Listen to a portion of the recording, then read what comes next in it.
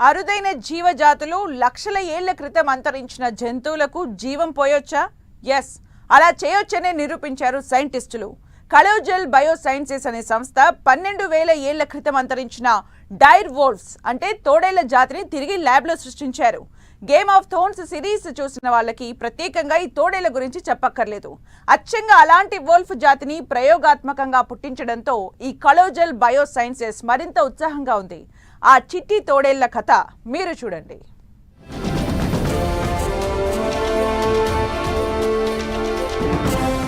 అంతరించిన జాతులు ఇక తిరిగి రాబోతున్నాయి. వేల సంవత్సరాల క్రితం భూమిపై నడయాడిన జాతులన్నీ ఇక పునరుజ్జీవానికి రెడీ. కలోజల్ బయోసైన్సెస్ అనే సంస్థ అంతరించిపోయిన అరుదైన తోడేళ్ల జాతులను పునరుజ్జీవింపచేసింది. ఈ మేరకు తాము సృష్టించిన బుల్లి తోడేళ్లను ప్రపంచానికి పరిచయం చేసింది.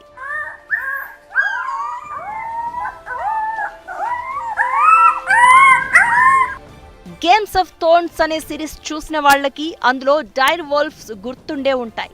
ఇవి నిజంగానే 12,500 ఏళ్ల క్రితం బతికి ఉన్నాయని, అంతరించిపోయిన జీవజాతుల్లో ఇవి కూడా ఒకటంటూ చెప్తూ ఉంటారు.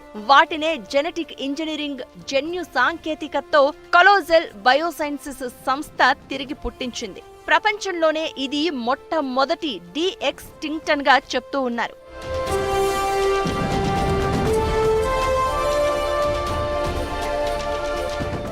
అసలు జురాసిక్ పార్క్ కానీ, మన పాత తెలుగు జానపద చిత్రాల్లో కానీ చాలా విచిత్రమైన జంతువులను చూస్తాం.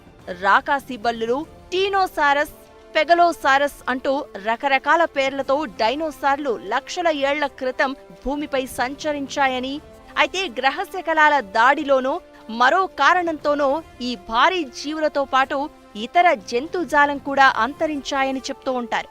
అలాంటి వాటిని తిరిగి పుట్టించడమే లక్ష్యంగా 2021లో కలోజల్ బయోసైన్స్ ప్రారంభించారు. బెన్ లామ్, జార్జ్ చర్చ్ అనే ఇద్దరు బయాలజిస్టులు ప్రారంభించారు. మొదట్లో ఈ సంస్థ మేమూతులను రూపకల్పన చేసేందుకే స్థాపించగా, తర్వాత టాస్మానియా టైగర్, డోడోలను పునరుజ్జీవం చేసేందుకు కూడా తన పరిశోధనలను, ప్రయోగాలను విస్తృతం చేసింది. ఇప్పటికే ఈ సంస్థ 2 ఎర్ర తోడేళ్లకు ల్యాబ్లో జీవం పోసింది.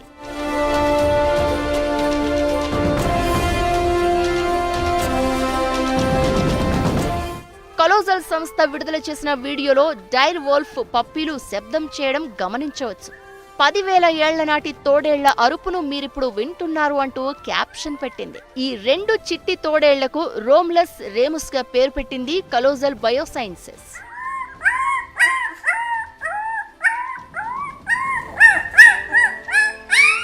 కలోజల్ సంస్థ ఈ అద్భుతం సాధించడం కోసం 13,000 ఏళ్ల నాటి తోడేళ్ల పళ్ల నుంచి DNA సేకరించింది.